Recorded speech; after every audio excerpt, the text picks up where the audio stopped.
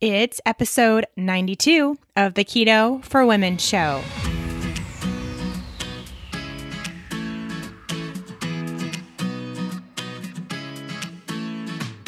You're listening to the Keto for Women show. This podcast provides the tools you need to create your own expression of a healthy ketogenic lifestyle so you can stop obsessing and start living. I'm your host and nutritionist, Shawn Miner. Now, let's get on with the show.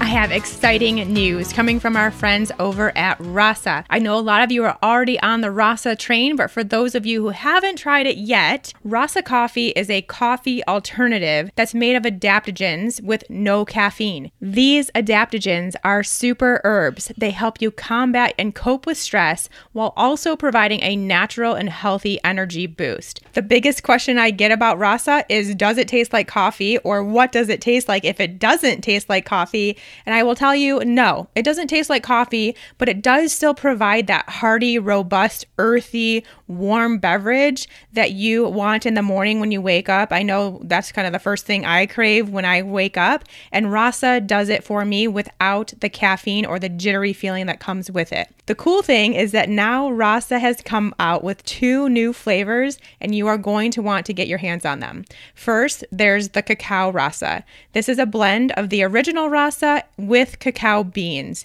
The combo creates a rich, chocolatey beverage that is so good, and it's great as a mid-afternoon pick-me-up. It has less than 5 milligrams of caffeine, so it makes for a very non-stimulating coffee alternative that you can have at any time throughout the day, and it's packed with those great adaptogens and antioxidants. I've been whipping mine up with some coconut cream in the middle of a chilly day, and it really hits the spot for that little mid-afternoon treat. But keep in mind there's no sweetener at all, which is great for us keto ladies. And that means it gives you that chocolatey flavor without the sweetness. You guys are going to love it. It's also still going to do all those same great benefits to support your adrenals and your stress response while giving you a little bit of a boost midday. Then there's the Dirty Rasa, which contains a little bit of organic, fair trade, women grown and operated coffee mixed in with their original Rasa. This does have a little bit of caffeine for those days when you just need a little extra pizzazz in your day, and also great for those looking to slowly wean themselves off of caffeine or just drink a little bit less caffeine. It's kind of Rasa's idea of a half calf situation. But again, you're getting those adaptogens, you're getting that health benefit of the original Rasa at the same time. Now, I've actually been mixing both of the 2 flavors together as my morning pick-me-up, and I have to say it is so yummy. You've got to try it, especially blended with some healthy fats like coconut cream, ghee, coconut oil, MCT oil. Blend that up. It will really hit the spot, whether it's in the morning or maybe even mid-afternoon. Our friends over at Rasa, they love us here at Keto for Women, which means they're giving us 20% off of your order when you go to wearerasa.com. Use the coupon code KETO, 4 women, and you will get 20% off your order. Again, that's wearerasa, RASA.com. Use the coupon code KETO, 4 women, and get 20% off your order over on their website. A huge thanks to Rasa for helping this show come to air and for that amazing deal they're giving to all of us. Hey friends, welcome back. Thanks as always for joining me on this episode of Keto for Women. A little solo episode for you coming up, all about most of our favorite food, dairy. We got to talk about it. I just want to make sure that you know you're truly informed about the options that you have when you do consume dairy, if you consume dairy, what you should be looking for, just so that we're clear and we can make sure to be the healthiest version of ourselves while eating our favorite foods, which I know cheese and cream and butter are your favorite foods. I know that. I can tell. Before we get going on this very hot topic, let's just catch you up a little bit. What's going on over here? Just got back from 6 days, I think, actually, over in California. Started out in Anaheim at the Natural Products Expo West Convention. Planned to be there for 2 days and actually finished the entire thing in 1 day. For those that aren't familiar, this is where all of the natural products go, whether they're old or new. Honestly, even there were quite a few, I would say, that I personally don't consider natural foods. I would say about 80%. But regardless, they were there too. It's the place to go for any products that are in that market to get into grocery stores, to widen their reach, to get into nutritionists' hands like me. And so I wanted to go just to get a feel for what's coming out in the natural products world, what already is out that is or is not natural. I just wanted to get my lay of the land, I guess, so that I can pass that information on to you guys as people who are consuming this stuff and not really knowing what's on the ingredient label, what it means, if it's something you should be eating or not. I want to break through all of that. And I will do that in an episode coming up because Kristen was with me. So we have a lot to share based on what we saw, what we learned, what we tasted while we were there. So that will be coming up next week. But it was a really great experience. It is the most massive thing I have ever been to. Multiple buildings, multiple floors, giant convention floors, just never ending rows and rows of booths that contain natural products. Like I said, didn't even stop at about 80% of them. Then the 20% that we did stop at wanted to kind of check the label, taste some things, and see if they were actually legit. So we'll have all that information for you coming up. Really fun time. And then from there, we, like I said, did the whole thing in 1 day. 8.3 miles walked in a convention center to get to the whole thing in 1 day. And I'll explain why we did that next week. But from there, we went down to LA and spent the rest of the weekend in LA and had a great time. Got to see some cool stuff. There's so much to do in LA. I feel like you need a year to even visit there and see all the things you want to see, but it was really great. A little chilly for what I would consider California weather to be, but that's okay. We just keep getting followed by cold weather. No big deal. We're used to it. That will be coming up next week. The only other thing I have to share is just a reminder that I will not be running the Fat Burning Female Project now until summer. If you want to get started and don't want to wait until summer to become a fat burning female, to understand how to do keto for you and for your health goals and to get off of the diet roller coaster and just live this amazing keto lifestyle, you can do that with the Fat Burning Female self-study up until it's time for the next class, and then you can upgrade to that class then. So totally have that option always available if you want to get started right now. While I was in LA, I met a few more lovely Keto for Women listeners. We had a great time. Lots of really good questions, just really good topics we discussed all as a group. We met at the Oh So Good Bone Broth storefront, which is brand new, just opened in, I think it's West Hollywood, I want to say. I'm not really all that familiar. I got a little bit more familiar with LA, but doesn't really do a whole lot in 3 days, but had a great time there. They have these bone broth waffles, which are almond flour, eggs, bone broth, and like salt, I think.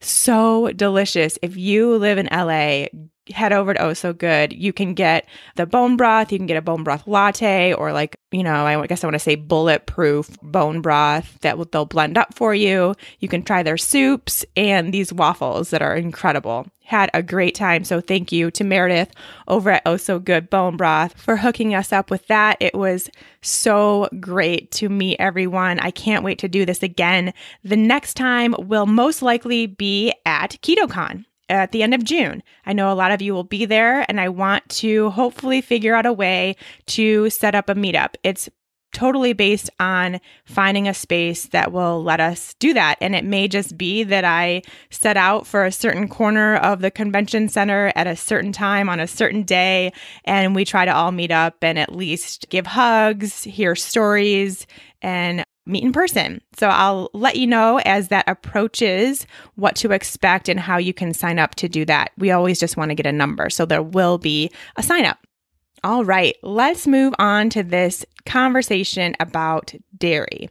Now, before I even get started, I want to make sure that you all know it is 100% your choice if you want to consume dairy or not consume dairy. If you want to try, if you want to eliminate and bring it back in, it's totally your call. What I want to do with this episode is just to educate you so that you know what you're consuming, what it could potentially be doing to your body, and how to make better choices around that. So while it may seem like when I'm reading this, I have an opinion one way or other, I don't. I truly don't. I think that there are definitely some people who are relying on dairy that shouldn't be. And I will say, based on experience with the thousands of women I've worked with now, there are a lot of women who see incredible changes for the better when they take out the dairy. So it is totally based on that, but I have no opinion one way or the other whether you do this or not. I just want to educate you.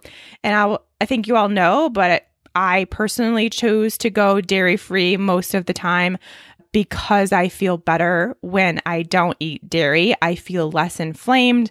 My skin is way better. I get breakouts when I do eat dairy. So it is very infrequent that I do. And when I do, I always make sure to choose the best source, which we'll talk about today. All right. So the first thing I want to get into is just the history of dairy consumption and how it has evolved over the years as dairy has become more popular in our society. So as we know, which I think a lot of us here know, we don't really follow the food pyramid at this point. But if you do look at it, you will see that dairy is highly recommended as part of the food pyramid that we are supposed to go by, is part of our governmental plan of foods to eat. Now, I think a lot of you also know that the food pyramid and just all of the food recommendations that our government provides us is kind of hogwash, I guess we'll say. I don't have a better word at the moment. It's crap. It is definitely based on other factors besides our interests or science interests. It is based on the agriculture. It is based on the industry. It's based on money, essentially. So the food pyramid recommending dairy works for the dairy industry, which is a huge industry for our country if you live in the US, and this may or may not be the case in other countries. So they are adding that as a recommendation to help the dairy industry, which then helps our economy and so forth. But if you look from an evolutionary standpoint, and this is kind of how I eat for most of my meals, is what my body was designed to eat. So of course, our bodies, when we are babies, are designed to eat human breast milk from our mother.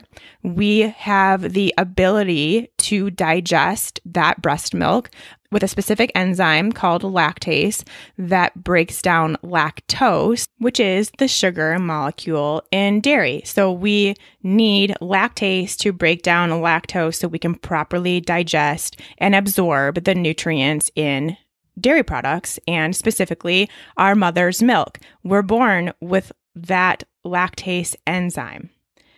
Now, back in the day, as our ancestors ate, they didn't domesticate animals, and so they weren't able to drink milk. They didn't milk cows. They didn't have cows. They had like tigers and buffaloes, and they weren't about to go up to these animals and try to milk them. So milk wasn't something that was available past our early years from our mother back in the day. Like we're saying 10,000 years ago and beyond, which seems like forever ago. And you would think that we would have adapted in those 10,000 years, but humans don't adapt that quickly. So we really haven't changed that much in 10,000 years.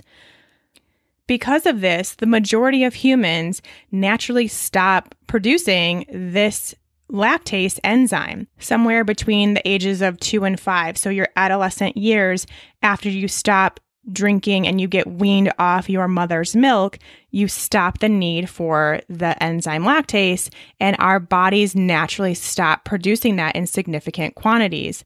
And this is why the majority of humans actually have lactose intolerance, which I think we've all heard of. We know it's a pretty common thing. It's like 65 to 75% of the population has lactose intolerance, and it is very much dependent on your ancestry, where Asian populations have a higher percentage, like 95%, and like Northern Europeans, for example, have a really low percentage, like 10 to 15%. So it's definitely very much based on your ancestry and how much milk drinking was a part of that ancestry as well. So very interesting to see this and how our bodies work.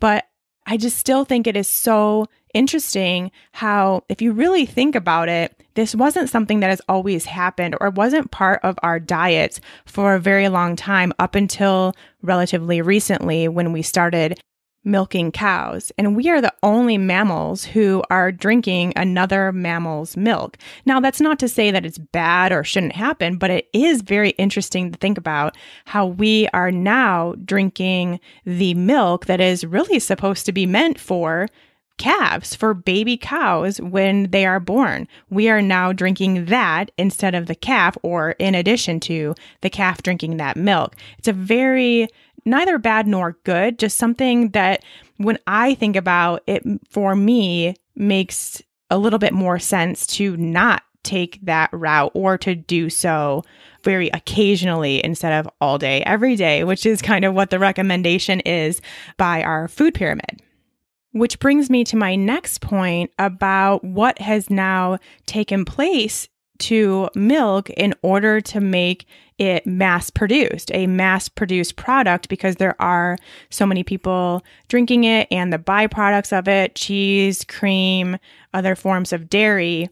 What needs to happen in order to bring it to us in mass quantities is pretty alarming. So first of all, there's pasteurization, which for me, and I think you'll probably agree, is the most concerning when it comes to the current milk that is on our shelves and milk products, what has happened to this food.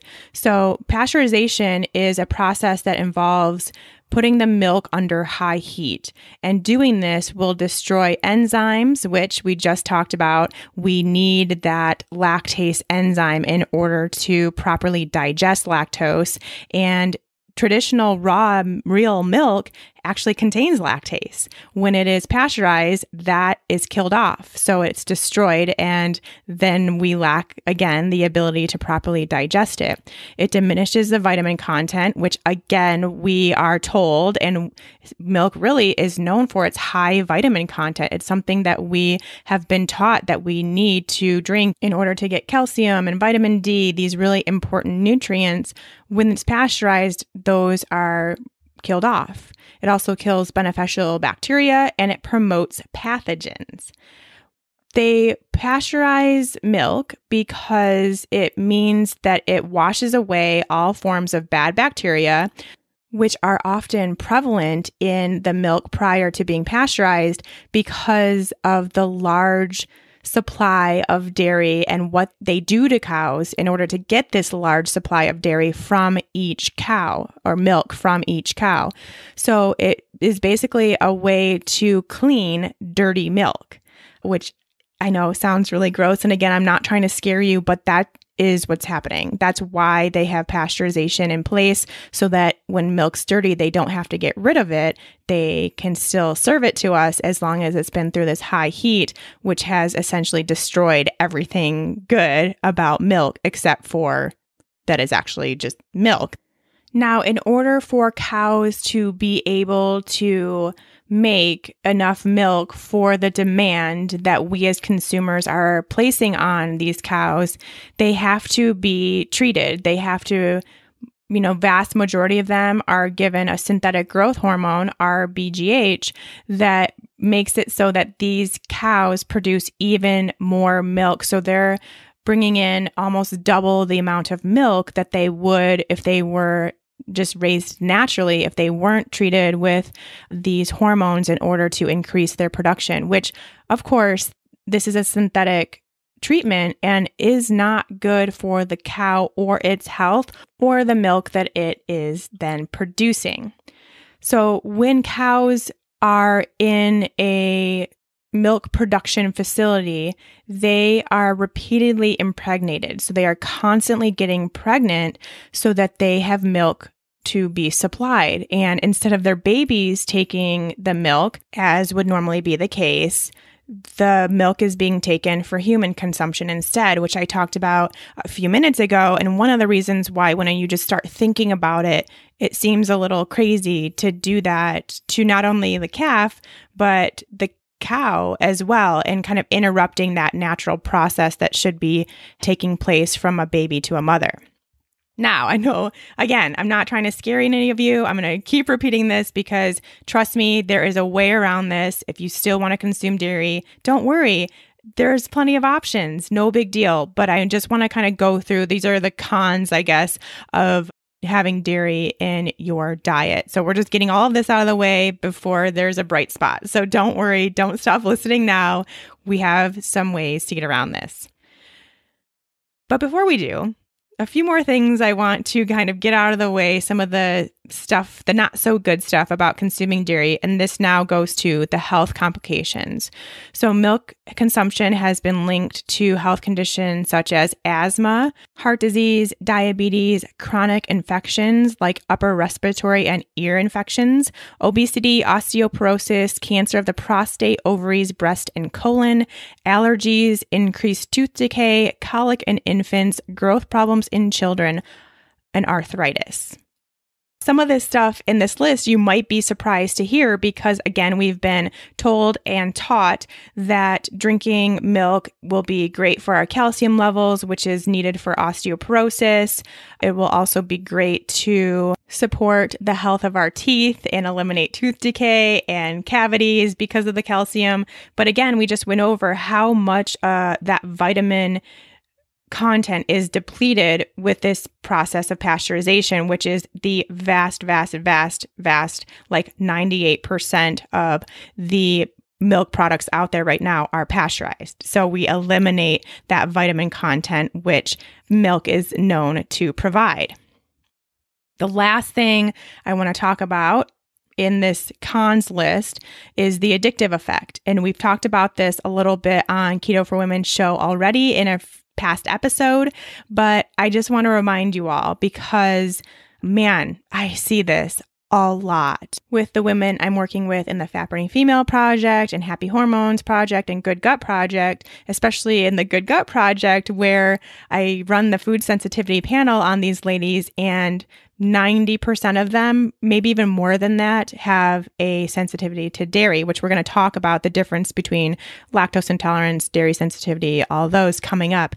But what I see, because now these women need to eliminate it in order to heal their gut, and some people go through eliminations in the Fat Burning Female Project too if they're not getting the results they're looking for. The first thing to eliminate is dairy. And when they do that, they notice this addictive effect, how hard it is to get off the dairy. And there's a legit reason for this. So casein, which is one of the proteins in milk, it crosses the blood-brain barrier and becomes something called casomorphins. Casomorphin, sounds like morphine, right, is an opioid. And Mother Nature, being as smart as she is, designed it that way so that mammals would enjoy the nursing process and want to come back for more so they continue to feed and get healthy and strong. These casomorphins attach to the same brain receptors that other narcotics attach to because they have these opiate molecules built in. So not only that, I think that's obviously the biggest reason why it feels addicting sometimes to some people to consume dairy and gets hard to not consume dairy after a while and why we kind of crave it the way that we do. That's one reason and a big reason. But there's another one, which is also this dopamine response that is released kind of in this reward center that our brain has when we eat these foods like cheese, which is it has a really salty taste because it will encourage us to eat more. And dopamine makes our bodies become attracted to whatever activity caused that response. So again, it's also very addicting because now we also want that dopamine release, which we get from eating foods like cheese. So there's two reasons why it's really hard to not eat dairy. And I see it on a regular basis with the women I work with. Now, that doesn't mean it's impossible, and it doesn't mean that you need to. So again, don't freak out, but let's keep going because we're going to get into all that in just a second. I want to get through the difference between being lactose intolerant, which we kind of talked about in the beginning, and being sensitive to dairy, which is pretty much just as common, but they're different, very different. Lactose intolerant, like I mentioned, when we are past our adolescent age and past when we would be needing or wanting our mother's milk for growth purposes, many of us stop producing lactase, which is the enzyme needed to break down lactose, which is in milk. And this is called lactose intolerance. 65 to 75% of the world's population is lactose intolerant, just based on this natural thing that happens in our body. Now, there's also certain bacteria, specifically in the lactobacillus strain, that also produce lactase. And when you have a lot of this specific strain, it will really help out and you won't notice this inability to digest dairy that much. Now, if you are deficient in this specific strain, if you have a low level of lactobacillus strain, which is quite common, then that will be another reason for this lactose intolerance that may be happening. So then that builds the 65 to 75% where it's just a genetic thing to be more like 75 to 85%. So that means a lot of people do not have the ability to break down lactose. That's the definition of lactose intolerance. Before we move on with today's topic, I want to remind you all to get your hands on some 4-Sigmatic. It is the perfect thing for this time of year. They are all these really nice, warming beverages that are also super healing for your body. They use real magic mushrooms. They have functional purposes. These mushrooms, I'm sure you've heard of things like lion's mane, chaga, and cordyceps in this holistic health space we're in, and for good reason. These functional mushrooms work to increase your energy, decrease your stress levels, increase your brain power, and just make you feel alert and alive and with lower stress. Hello, we all need that, don't we? I think we do. And 4-Sigmatic has done it. They use these mushrooms in things like coffee, tea, hot cacaos, and elixirs. So you get all of these benefits with things you're already consuming daily, and they don't taste like mushrooms. They taste like the coffee, the teas, the hot cocos you're used to drinking in a really healthy form. Even better, they come in single serving packets so you can take them on the go. They even have K-cup coffee pods for all you Keurig users. They've really thought of everything. I want to spotlight one of my new favorite products from 4-Sigmatic, the Reishi Elixir. It contains 1,500 milligrams of reishi mushroom. Reishi mushroom is one of the most studied mushrooms shown to activate sleep cycles. So you can take this elixir, drink 1 packet 1 hour before bed. You can add in some nut milk, some heavy cream, blend it with coconut oil or butter, make it into this fatty, warm beverage before bed, and you will support your body's natural sleep cycles. I know this is a huge issue for a lot of you women out there. You want help with your sleep, and 4-Sigmatic has done it with their Reishi Elixir. I think you should try it. Go ahead, go over to forsigmatic.com/Shawn, SHAWN. I think you all know that, but just in case, and you will get 15% off that order. You can try the Reishi Elixir. I would try the mushroom coffee if I were you. It's delicious, and so is the chai latte. So good for these cold winter days that we're having now. I cannot recommend these products enough. forsigmatic.com/Shawn. That's FOUR, Sigmatic, SIGMATIC.com/Shawn, and get 15% off your order just because you are a KFW listener. Thank you so much to Four Sigmatic for bringing this show to life today. Now, you can also have an allergy to dairy, which would be very obvious. It's very different. It elicits a unmistakable immune response if you are allergic to any food, including dairy. Pretty much right after eating the food, you would get sinus issues, itchy skin, hives, rashes, diarrhea or vomiting, anything to get that offending food out of your body. It would be a very obvious anaphylactic type reaction, and that is a dairy allergy, and that would be the case for any food allergy. It would be really obvious, but again, you can go to your doctor and get that tested.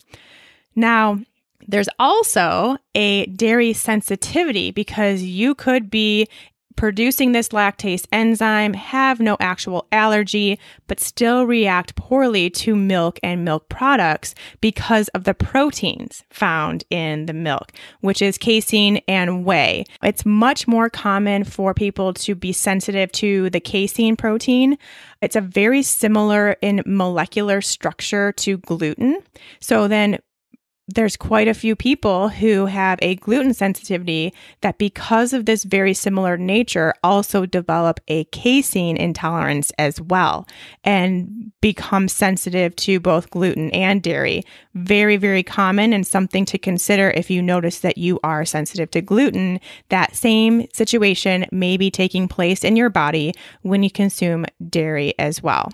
Dairy sensitivities, and really any food sensitivities, primarily happen because of a leaky gut or undigested food particles, specifically the proteins in the food particles, getting out of your gut lining because of a leaky gut and getting into your bloodstream, which then signals your immune system to go on the defense and really try to protect you from this quote unquote invader, because we're not supposed to have food particles in our bloodstream. That is a foreign invader to our bodies.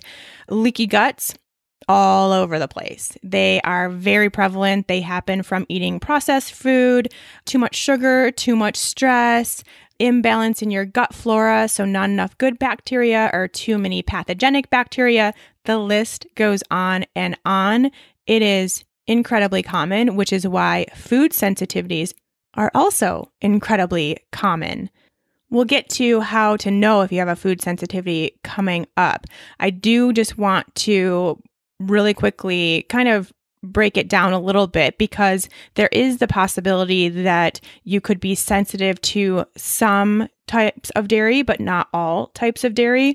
Or even if you have lactose intolerance, you could find that you do tolerate some forms of dairy and not others. And really, the cool thing is, especially with being keto ladies, is most of the dairy products that we are consuming are really high in fat content, like butter and heavy whipping cream, for example. Because they're so high in fat content, they have much less protein and carbohydrate content. The protein is what we are developing sensitivities to. So the casein and the whey, most commonly casein, you dial that down quite a bit and you won't notice a food sensitivity or have a food sensitivity to that food. Same thing goes with the carbohydrates. So lactose is what we are developing an intolerance to, and that is the sugar in dairy products. So you get a dairy product with a very low level of carbohydrates, obviously, means that the level of lactose is going to be low, and you may be able to tolerate that form of dairy. Of course, again, we are keto ladies. So we are choosing these foods and staying away from the 1% milk, the skim milk, even the whole milks still have both the protein and the carbohydrate content. A lot of cheeses have the protein content still. So if you are sensitive to the casein or the whey, you could still experience that with some cheeses. Although even with cheese, there are varying levels all over the map. So again, it'd be something where you could try different types of cheese and see how you do with each one. Now, before you do that, we need to talk about doing an elimination of all dairy first in order to truly determine if you are sensitive to dairy. So let's talk about that now. Actually, first of all, let me go back, because before you even do that, you may be wondering if you need to. I personally will tell you from experience myself and working with all the women that I have, that you should do this. You should do a dairy elimination. Maybe we can get a little Keto for Women group dairy elimination together so we can all do it at one time for the support. I don't know how that would work, but that would be really cool. Let me see if I can brainstorm on that a little bit this week. But here are just some signs, just in case you're wondering. I think the biggest sign is inflammation that does not leave by going keto. And inflammation could be kind of a joint pain type situation, but a lot of times I see it, and I saw it in myself. And again, with the women I worked with, it's more so like puffiness. It feels like a level of puffiness that does not go away, like a water retention or a bloating type situation that doesn't resolve when you go keto because you're still having dairy as part of your keto diet. It could also be a weight loss resistance thing. You could see it in your skin. Like I said, I break out when I eat dairy. If you have skin breakouts or even eczema, rashes, hives, anything like that, whether or not you've eaten dairy anywhere in the near meals, doesn't matter. Could come up a few days later even. Digestive upset, of course, is very obvious. Now, it is a little harder to know if the digestive upset is from being lactose intolerant or being sensitive to dairy. Although I think those that are lactose intolerant really, they know. It's very obvious because those symptoms very much are digestive in nature, whereas a sensitivity, it may be sometimes it comes up as digestive upset, but then other times it's a skin breakout or it feels like inflammation, joint pain, something like that. If you have continuous mood issues or fatigue, anything like that, while on keto, if you're not feeling that energy spike that you thought you would, because so many people do when they start producing ketones, you're still having those moments of sleepiness or you're still just moody, you're not on this keto high, as we like to think of it, then it could be the dairy that's still involved in your keto diet. So those are just some big ones that I see a lot, but there's a lot of other little symptoms that come up. It's all very individual. So really anything where you don't feel like you're feeling as good as you should, where there's something still holding you back from what you should be experiencing or want to be experiencing with your keto journey, give it up. Give it up for at least a month. And now let's go into that. Yes, I will say the best way, besides getting an actual food sensitivity test, which the only one I recommend at this point is the MRT food sensitivity test. But that's because that's the one I have learned about, I do myself, I have studied on, and I know how accurate and reliable it is. It doesn't mean there aren't any others out there. It just means I found one that works really well and I really trust, and that's the one I went with. I didn't need to research any longer. There we go. But you can do that. You can find a practitioner that will do that for you. If you can't, the next best way is to eliminate it. Eliminate the offending food completely, 100%. I have many people who say, I really reduced my dairy. Is this enough? No, it's not enough. For at least a month, I would say preferably 2, eliminate it from your life entirely. All of it. Try other things, branch out. You can do it. I promise it's not that hard. I've done it for 2.5 years. It's totally doable. You still get enough fat in, I promise. You just have to think outside the box a little. But do that for at least a month, preferably 2, and then start adding it back in and notice how you feel. This is really important because you can have a sensitivity to something and not know it because that is your body's job. Your immune system is protecting you. It's allowing you to continue going through life and keeping you from feeling this sensitivity because your immune system is taking over. Now, as soon as your immune system depletes, as soon as it gets tired, it can't do this forever. When that happens, that's when you start noticing it and feeling it, and you feel these symptoms. So we're going to give our immune system a complete 100% break from this offending food. We're going to let it restore itself, get back to normal and stabilized. And then when you do add that food back in right at the beginning, you'll notice it because it is now something that is a new trigger. So you'll feel the heightened immune system go back up to try to protect you again. So if you ignore it and keep going about your dairy journey and eating all the dairy after you've reintroduced, it will go back to potentially you not feeling as bad as you thought or becoming used to those symptoms. But we really want to pay attention to how it feels right when we start reintroducing these foods. Now, don't also go from eating 0 dairy to all the dairy and all the different types. Keep it simple. Start with some of the easier ones. Like I mentioned, the butter, heavy whipping cream. Start with those and see how you do, because again, those are often the most tolerated for people in the dairy world. Start with that, then add on some hard cheeses, some that have been aged for a long time. The longer the cheese has been aged, the less casein is in that cheese. So you can start there and just keep kind of adding things on as you go. Give it some time and see how you feel. So the elimination of dairy is pretty much the gold standard, because you get to see how you feel. You get to be really in touch with your body, but you've got to be 100%. You've got to do it and see how it goes. Moving on. I know I said I would tell you the bright spot here, and here it is. We have a bright spot because I am not telling you to never eat dairy again. As I just said, do an elimination, add it back in, see how you feel. However, I do have a caveat, and this is something that is tough. It's challenging, but worth it. And that is to consume raw pasture-raised dairy. I've mentioned it quite a few times before. How our animals are raised really determines the quality of the food that we will get from the animal. That's why I'm really passionate about the quality of meats that we eat as Keto for Women listeners. And this goes for dairy consumption as well. We want to try to stay away from the pasteurization process that our dairy products go through. And of course, along the way, because the large dairy companies had to increase their profits, we have been taught that raw dairy is bad for us. It contains all these harmful things. It might kill us, all this stuff.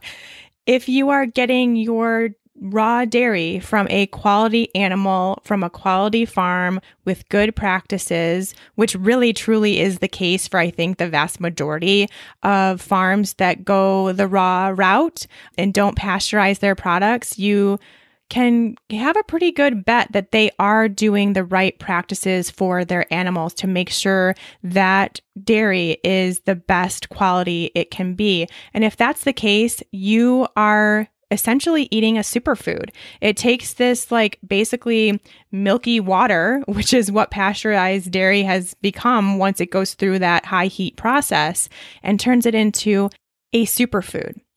You are getting clean milk from grass-fed cows, which makes it full of healthy amino acids, a full amino acid profile, the beneficial enzymes. So like I said, it will continue to have the lactase that it needs to be digested properly in the actual food. So even if you're lactose intolerant, many people have no problem digesting raw milk or raw dairy products when they have lactose intolerance because of that enzyme. Raw pasture-raised milk also has natural antibiotic properties, so it helps prevent from pathogenic bacteria. So even if there was some sort of bacteria that the cow had, that would not transmit into the raw milk because of the beneficial bacteria properties, which means it's also great for our guts too and building up our beneficial bacteria. Raw milk has more butter fat, so that means it's also rich in these fatty acids that we need and we try to get a really good balance of in our keto diets, which means it also has tons of fat-soluble vitamins like A, D, E, and K. It still has the calcium in it that we need and we're told to get from milk.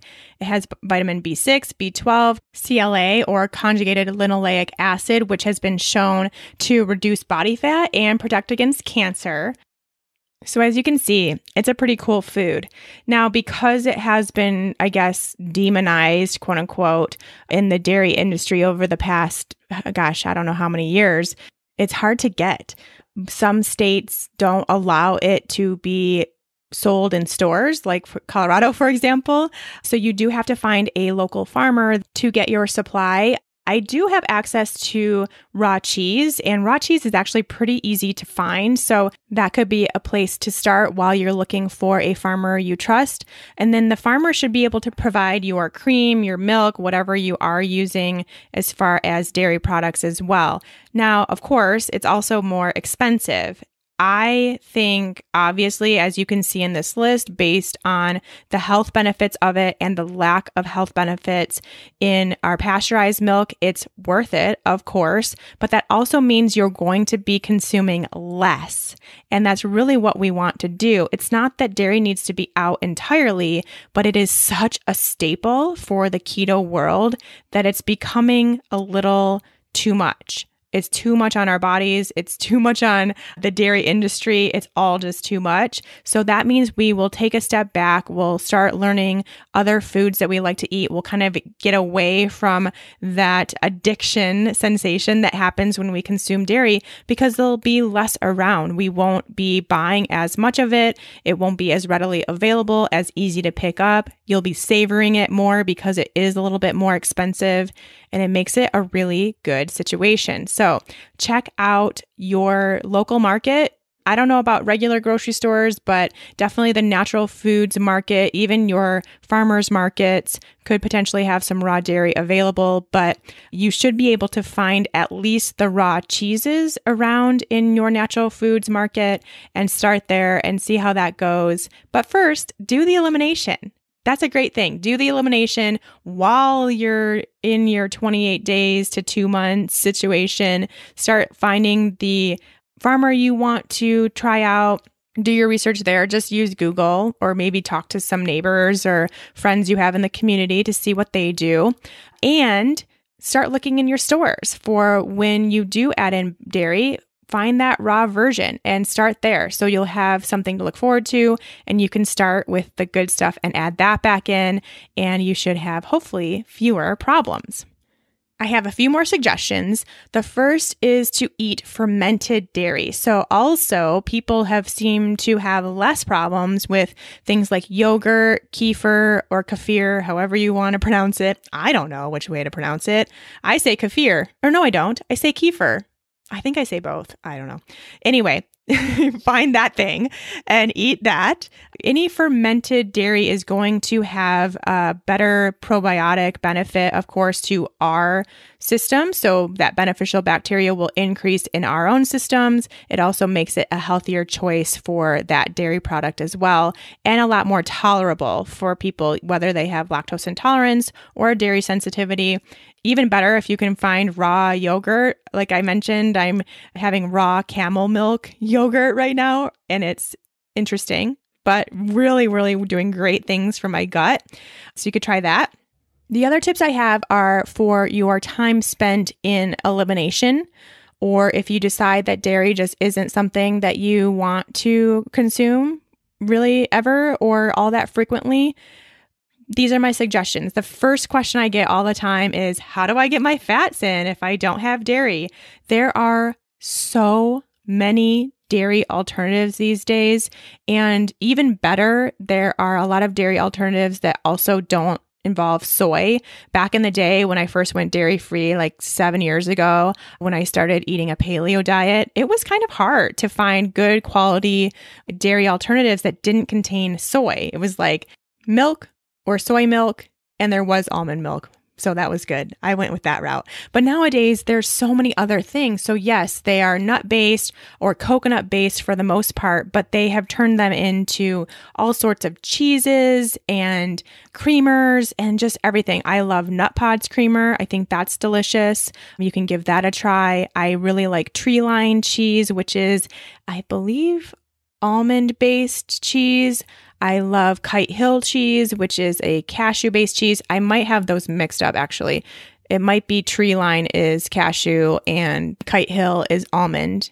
I can't remember right now, but either way, they are delicious, great alternatives, and just start exploring with other things. You can also use ghee instead of butter, which you may find out that you like ghee better than butter, which was the case with me. Find that at your local health food store as well or online. Coconut cream is delicious. You can use that as creamer or just for anything that calls for milk, any sort of recipe that calls for milk. You can use coconut milk or coconut cream in its place. You want to get those they're usually actually in the Asian foods aisle, and they'll be in a can. You can also get the coconut milk that's in the carton. It's just a lot waterier, so it won't necessarily work that well as creamer or anything like that. But you can also get that. Just check the label to make sure it's unsweetened. And that's really true for anything that you're going to pick up that's new. Read the label, because a lot of them will contain sweetener or other weird things in them that you don't want. So find the one that is unsweetened, read the label, check the ingredients, make sure that it fits what you're looking for before you purchase, because it's a new item and we always have to do that with our new items. Just a note too, that eggs are not dairy. I get that question surprisingly a lot. Not dairy, and also neither are mayo if you make mayo yourself or use like a Primal Kitchen mayo. And my ranch dressing is dairy-free as well. So you can head to my website, make that, and you will have no problem getting your fats in, I promise. The other question I get a lot is how else to get calcium.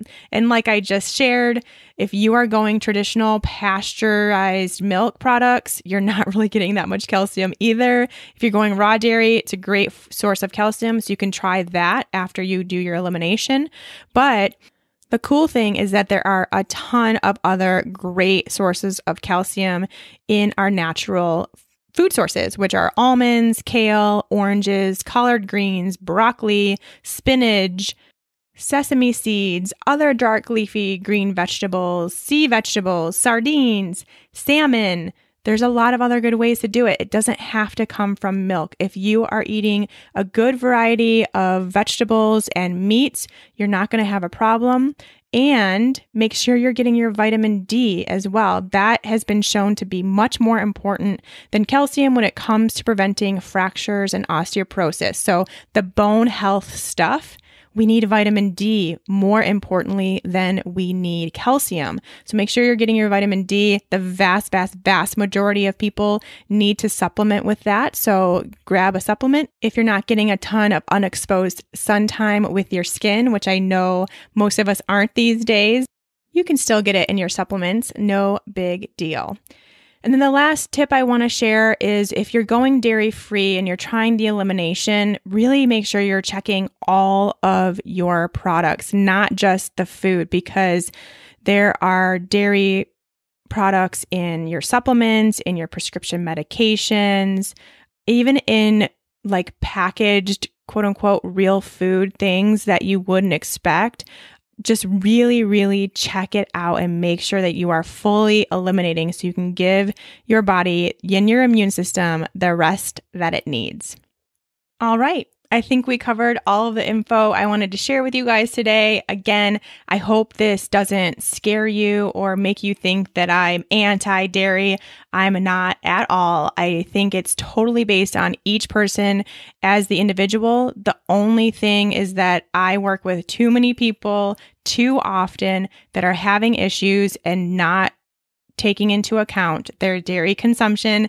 And I want that to end because I think that we can learn a lot about ourselves and our bodies and our keto diet if we just look at some of the foods that we're consuming a lot of and see if we're reacting to them. And dairy is just one of the most common ones. It just is. That's how it goes. So if that's you, if you're still struggling, if you're not feeling 100% and you're not sure why, this could be it. And I want you to get those answers so you do feel as good as you can. So you are on this path to health and really living and loving your keto diet as much as you can. So it may be that this is what needs to happen. If so, just know you have my support.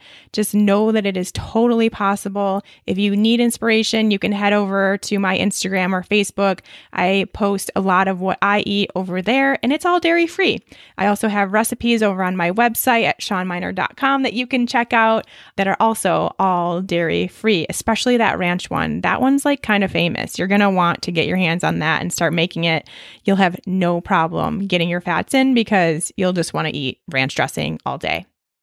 All right, ladies, next week we will be back talking about what we saw and tasted at the Expo West, what we're finding to be the case with a lot of these keto products that honestly I'm really, really concerned about and really want to put an end to. And we'll do that here on the Keto for Women show. That will all be next week. Plus, we're getting through all of your questions remaining about why you're gaining weight while following a keto diet. All right, ladies, we'll talk to you then. Thank you so much. Bye.